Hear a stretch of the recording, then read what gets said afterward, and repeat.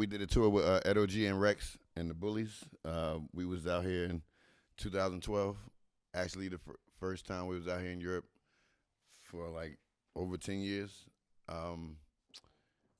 We did a 12 shows in 15 days by ourselves. No guide or nothing like that. We did everything on our own, but with the help of other people. And, we here now. No album out, but we have joints out with producers, Melvin Junko. We got a joint, my man Venomous 2000, Hot Damn, and the Junko joint is called Salt Garden. And we got a joint on Snow Goon's new album that just came out called All City Kings. And through the last 8 years since we've been back together, we want to make an album, but, people coming with features that we've been doing, and, we just stacking them up. So you're too busy just for doing an album? I won't even say you're never too busy. First of all, you're never too busy. You never stop. So what we doing is adding to the collection of songs until we really, I would say we officially started the album, 2 weeks ago. We got one song.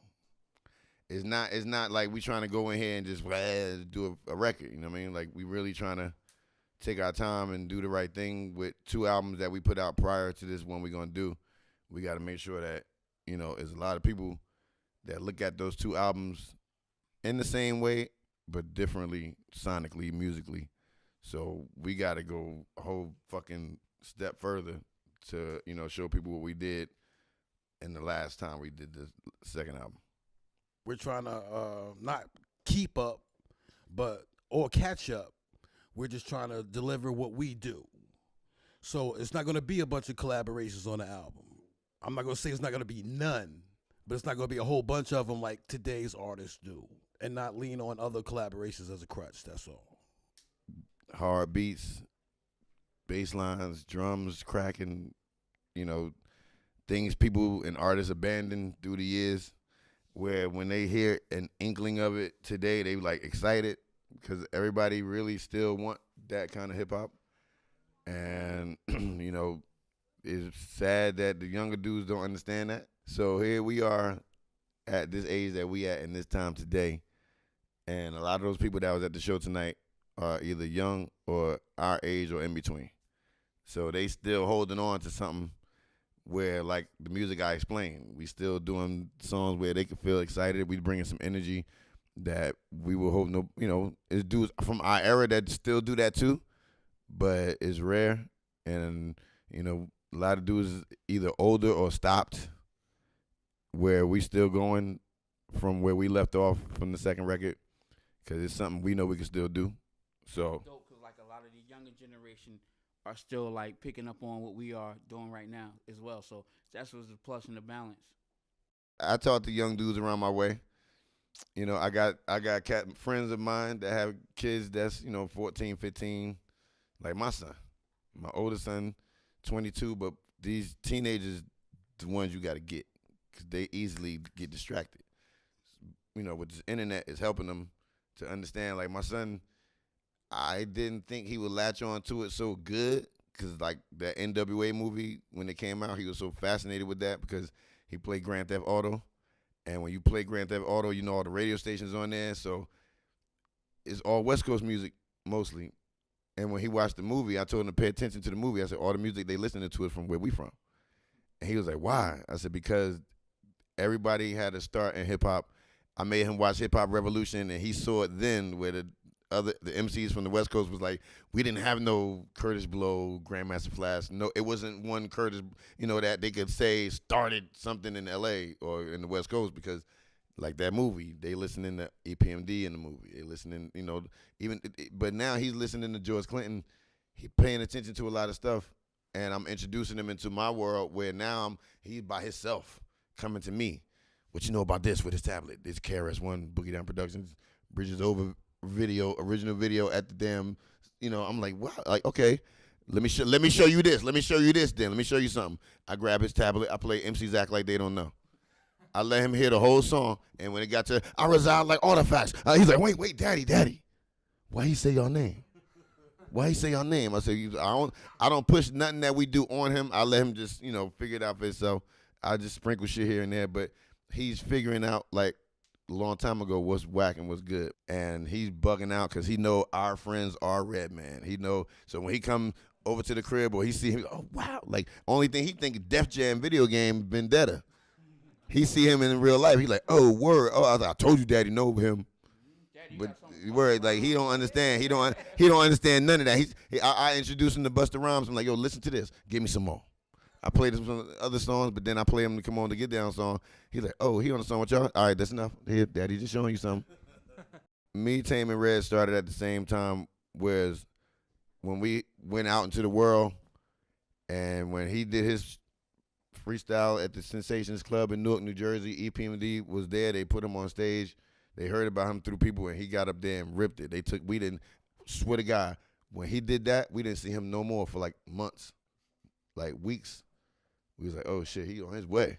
So one day at his house, he came over his crib, knocked on the door, and back then, like your boy Dave Chappelle said, you had to open the door, look through the peephole to see who a motherfucker was. So he looked through the peephole and was like, oh shit. I was like, what? What's wrong? He opened the door. Reggie Noble standing right there with a Hit Squad jacket on, with a target on the back, bullet holes all in that shit, and his name on the top. And he was like, look what I got. And we was like, wow. Okay. Then he said to us, yo, I heard y'all was on MTV with Brand Nubian. We was like, yep. So he was bugging because here we are after freestyles in his basement on mini tapes, many shows where he used to DJ for Do It All from Lords of the Underground. I went with him, to do all that stuff. We did talent shows with him. We've been in talent shows. We watched this dude go from one thing to the next just as much as he could say he watched us go from one thing to here, and he proud, just like we proud of him. So that's like our ties, hip hop wise, where you want to talk about lyrics, and we was all in the same room together in his basement with a pedal and a 7.6 Digitech machine sampler. And we used to sit in his basement and hit the pedal. You had to step on the pedal to make the loop come back, but we used to hold it in the hand. And that's where we used to sit there hitting the damn table just because we knew where the loop was at. So that's where Redman, that's what he is to us. No, don't incriminate me. Don't incriminate me. That was industry related. But that wasn't the last time because I came home and got busy. I'm still active. I already put myself on blast with I'm out to bomb like Vietnam under the same name, Tame-One. So as soon as they see a Tame-One anything, they know who the fuck to come get. But yeah, I'm still active, but it's more introverted. It's for me. It's my therapy. It's what made me want to rap. So to continue the tradition and the inspiration, yeah, I still peace. I still got black books, all that shit. I still go tagging, I go bombing, all that shit around my way. I am worldwide, but I'm not trying to come out here and represent because y'all want me to. I want to come out here with my own dough on some fuck rap shit, on vacation with old girl, like bang bang, okay, all right, and then go bombing or some shit, but not because I'm on tour and the artifacts are expected to do that. I never was able to, my father wasn't trying to let me go anywhere close to New York, anything wall-wise, like you gonna stay. So I learned in the crib, but then as I grew up, I saw his stuff on the streets, tags, pieces, where it was him, Porno, Max 165. I mean, dudes I knew, they knew just from styles where in the hood we had cats like Revenge, Pyro, Price, you know what I'm saying? It's Too Sweet Hakeem. Mitch, when we would talk about these people, and when I would go, my mother used to work at Macy's downtown Newark, and I used to have to go past this pit where they tore this building down, but him, Porno, a couple of other cats in this pit, I used to never see nothing down there. And one day, I go down there, I was like, what the hell? And it was like, for us, that was real graffiti that looked like New York graffiti. In Jersey, downtown Newark, where like up the street, McCory's had the best pizza slices in the fucking world, and you leave there and go here and you see that shit down there, you just staring like, oh shit. And I'm like, who did that? Who did that? I see these names and I'm like, okay, Tame, I seen his name before. I don't know the Porno. I seen this, but the butterfly and the bumblebee. So like, and I didn't know him. I didn't know them. I didn't know none of them. I had a friend, my man Polo Ice, and my man Jay Byrne. Jay Byrne knew him. Jay Byrne is a graphic artist from the East Orange area where I knew in school. And he told me about him all the time. I'm like, damn, that's the dude on the wall. You know him? He's like, yeah. I was like, all right. Well, he said, yo, he be rhyming. I was like, rhyming? He rhymed too? He's like, yeah, my man Rhino, Boss Mob, CMZ. I'm like, all right. I go over there one day, start making demos with Rhino. He's never there. But I heard his songs. I'm like, oh, shit, damn. He sound like that, and he could paint. So one day I was there. He came there, and we did one song. But the crew didn't count on us like, oh, shit, yo, you dope, I'm dope. Come on, let's get together. So that shit happened, and everybody was like, wait. What happened to your project? What happened to your project? Because we had one producer for like 5 or 6 dudes. And out of the 5 or 6 dudes, me and him was working the most. And when he heard me, he was like, yo, okay. And I heard him. We different, just like with the painting and the artwork. Like, I can sit here right now and draw you sitting in that chair. But I won't do it so much like that because I'm into the graph world, so I'm going to do it in a whole different way. And, that's where when we talk about doing what we do as a group, when you talk about b-boying and DJing, and we do everything. We might not be as good as him DJing, but we could do it. So it's just the fact that you pick all this shit up as you go along. And both DJs as well. We really, yes. Like, we could go, and if we went and had a party tonight, he could go to the bathroom, get a drink, go outside. We'd be like, yeah, come on, let's go. Let's go. That's not a joke. We can juggle everything. Yeah, that's them. Yes. So we had a compromise with the label. When we first went up there and had a meeting, and the meeting went good, and they was like, okay, this name, though, we can't have that name. That's them. That doesn't work in the industry world. We was like, inside, we looked at each other like, when they said that, we looked at each other like, oh, we can't keep that. Because we got that name just from, we never had a name. People named us. We would go to auditions or for like battles in the neighborhood. Like, we had a club called Club 88, and they have every fucking holiday, Easter, Thanksgiving, President's Day, every holiday, Sunday, they have this shit called Tough Teen Talent Night. We used to go to all the damn auditions. You had to audition to be in this shit. This is all the dudes in the neighborhood, everybody, whoever thought they was nice. We would always show up late. Cause we just wanted, and my man used to run it. My man Tony, Big Tone, he knew we would come. He knew we was coming. Rest in peace, Tone. He's not here no more. This dude knew, and I can hear his voice. Y'all niggas, look, I can hear his voice. Y'all niggas ready to come up here and do y'all thing. But he knew we was coming, so he was like, everybody come in first. And when we walk in the door, it could be 20 dudes in the door in the room. We come in, you hear it. That's them. That's them dudes right there. Because everybody was from different parts of the neighborhood. So when we came in there, we had songs. Everybody else was just rocking over other people's beats. We had songs. So we do our songs, and you see dudes while we doing the song walking out of the audition. Because it'd be Saturday morning, about 8, 9, 10 o'clock. Everybody meeting up there. So, through that, we got the name. And when they said, y'all can't keep the name, we was like, shit.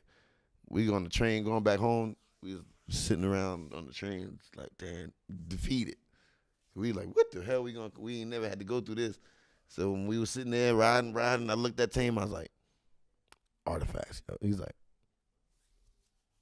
got on the train, went to his house. We ran in the crib. I remember this shit vividly. We went and got all the books. We already knew what the shit meant, but we just went here the real way. We was like, all these books, encyclopedia, dictionary, everything. Like, let's put this shit into work. Artifacts. Anything from ancient times being brought to modern times for teaching, learning, blah, blah, blah, blah, blah, blah. We looked at that, was like, oh shit, okay, we still break dance, we do graffiti, DJ, rap, we do all that shit. We doing it today, with nobody doing it like that. And then we went back to the label. We went in there with we had a fucking royal flush. Artifacts. They was like, yeah. Now go in the room with Jennifer and see if anybody else got the name. We like, shit.